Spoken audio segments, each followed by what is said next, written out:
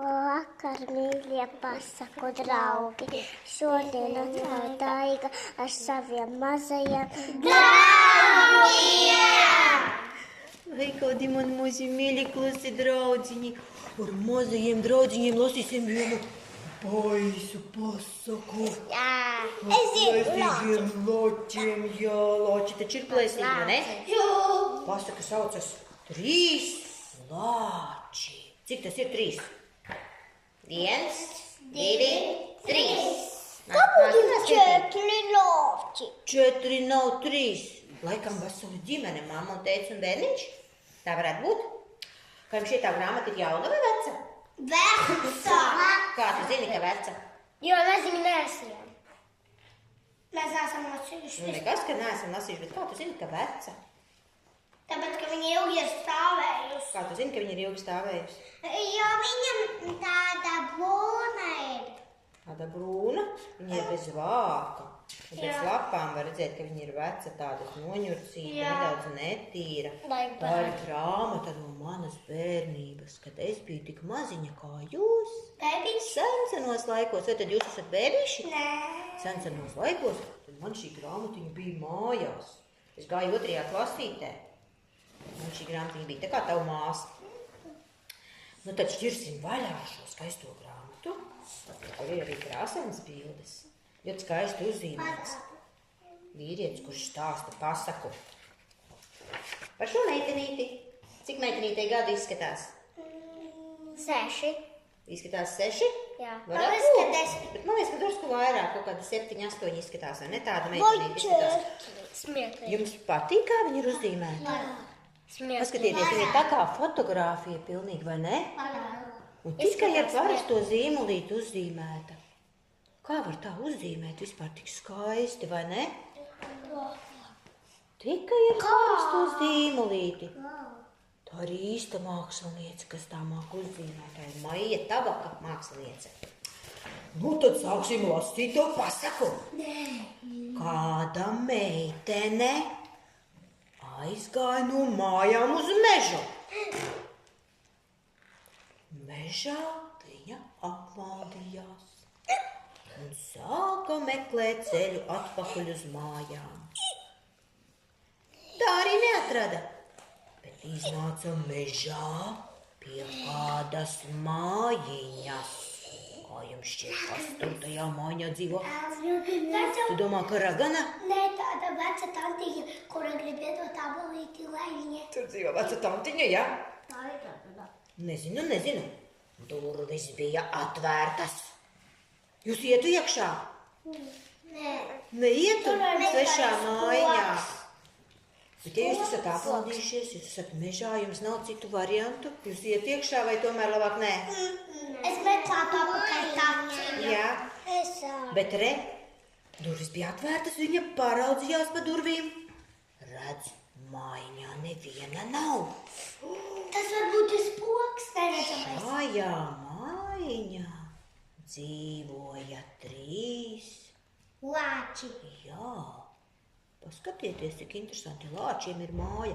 Īstenībā lāčiem ir māja, tāda kā māja ar durvīm. Nē, viņam jāla. Tas tikai pasakās, ka lāčiem ir māja ar durvīm, ne? Viens lācis bija tēvs. To sauc par Mihailu. Cik krievu vārds? Mihails.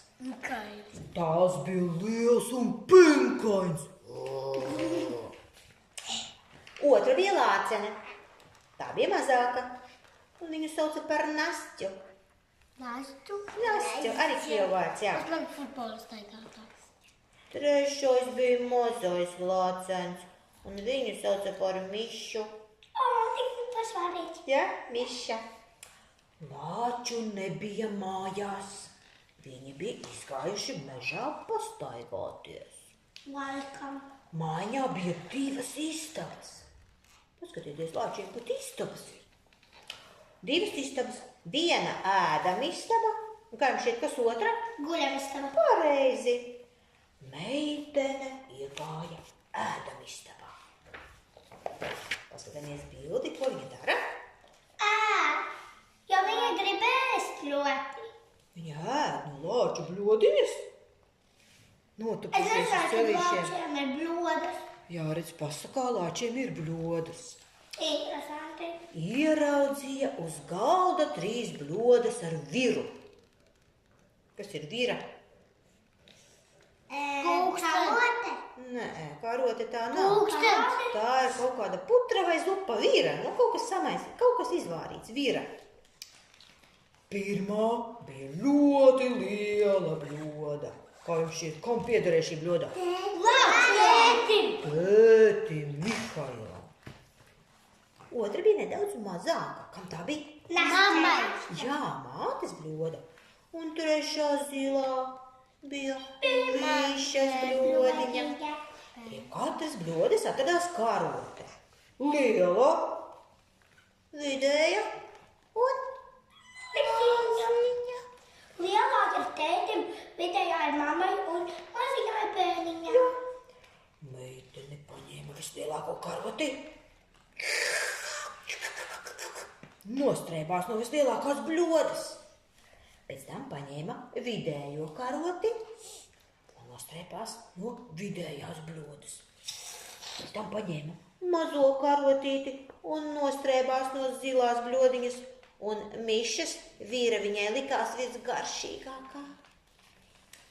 Meitene gribēja apsēsties un redz pie galda 3 krēslus. Te nav uzzīmēti krēsli. Viens liels, Viens mazāks un viens ļoti vajadzīgs. jo trešais maziņš ar zilu spilventiņu. Mišas krēsliņš. Viņa uzkāpa uz lielā krēsla un nokrita. Pēc tam iesēdās vidējā krēslā. Tajā nebija ērti. Pēc tam apsēdās mazajā krēsliņā un iesmējās. Tik labi te bija. Viņa paņēma zilo bļodiņu uz ceļiem un sāka ēst. Izēda visu viru un sāka krēsliņā šūpoties. Jūs arī krēsliņā šūpojaties dažreiz?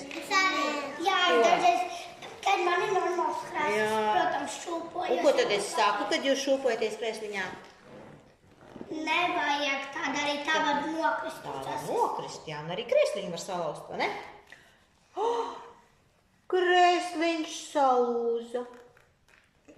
Ko Un viņi teiks meitene lāčiem? nokrita uz grīdas. Ko viņi teiks vispār lāčiem? Jā. Viņa piecēlās, uzslēja krēsliņu un gāja uz otru istabu. Tur atradās uzmanniecīga gulta. 4. Kāpēc 4? 3. Ciemiņiem viena. Viena ir istaba, domāt, tādam istabai, un otrā ir guļamistabai. Tāpēc, kad 3 gultiņas, vienā istabā 3 gultas. Jā, otrā istabā bija 3 gultas. Viena liela tēva gulta, otra mazāka. Visa maziņā. Trešā maziņa mišas gultiņa. Meitene iegulās lielajā. To viņai likās par platu. Iegulās vidējā, likās par augstu. Iegulās mazajā. Gultiņa bija pašā laikā. Tāda tur lācis. Meitene aizmiga. Re, kur meitene guļ. Un lācis. Kas tur nāk redzēt? Tagad es uzspēlēšu, man liekas, tas ir tēviņš. Jā, nevar Vai saprast. mammīte? Man kaut kā liekas, ka tas vispār ir diezgan Tētis. maziņš. Domā, tētis? Man liekas, ka Bet tētis bija rakstīts, ka bija ļoti pinkains. Man liekas, ka mammīte. Vai mammīte vai bērniņš? Nu, lasīsim. Mammīte. Bet lāči pārnāca mājās izsalkuši un gribēja ēst pusdienas. Lielais lācis paņēma savu bļodu, paskatījās un ierēcās drausmīgi. Tāpēc, ka tu zini. Kas ir strēbis no manas bļodas? Mākat vēl drausmīgākā balsī, kurš māk ierūkties, pamēģini. Kas ir strēbis no manas bļodas, pasaki. Kas ir ēdis no manas bļodas? Jā. Lāču māte paskatījās uz savu bļodu un ierēcās klusākā balsī. Kas ir strēbis no manas bļodas, kurš būs lāču mamma, pamēģini. Katrina. Pamēģini. Kas sēdis no manas bļodas? Au! Ui, bet Miša ieraudzīja savu tukšo bļodiņu. Un iepīkstējās sīkā balstiņā, kurš būs Miša. Kurš būs Miša? Pamēģini tu būt Miša. Saki, kas ir strēbis no manas bļodas un visu izstrēbis? Kas ir no manas bļodas strēbis? Strēbis un visu izstrēbis. Un visu izstrēbis. Šķīrām tālāk, re, kur visi 3 lāči. Nu, kāds teica, ir pinkains ar lielu tādu. Un uz šitāds uzpaus, tā man liekas bija mātīte. Jā, Un bērniņš tik muļķiņš. bet neapmierināts. Jā. Jā. Lielais lācis paskatījās uz savu krēslu un ierēcās drausmīgā balsī. Kas ir sēdējis uz mana krēsla un pastūmis to sāņus? Nu, kurš māk to pateikt? Es, Nu, pamēģini dusmīgi pateikt. Kas ir sēdējis uz mana krēsla? kā man sēdēja klēsa. Jā. Kas sēdēja klāsa? Un jā, un pastūmis to sāņus. Lāču māte paskatījās uz savu krēslu un ierēcās klusākā balsī. Nu, pamēģini. Kas ir sēdējis mana klāsa? Au! Un pastūmis to sāņus. Miša paskatījās uz savu salauzto krēsliņu un nopīkstēja. Kas ir sēdējis uz mana krēsliņa un salauzis to? Pamēģini tu pateikt Mišas balsī. Nē. Negribi baidies? Pamēģini tu. Kas ir sēdējis uz mana krēsliņa un salauzis to? Kas ir sēdējis man klēsliņu un salauzis to? Jā, nabaga Miša, bļodiņa viņam tukša, krēsliņš viņam salauzts.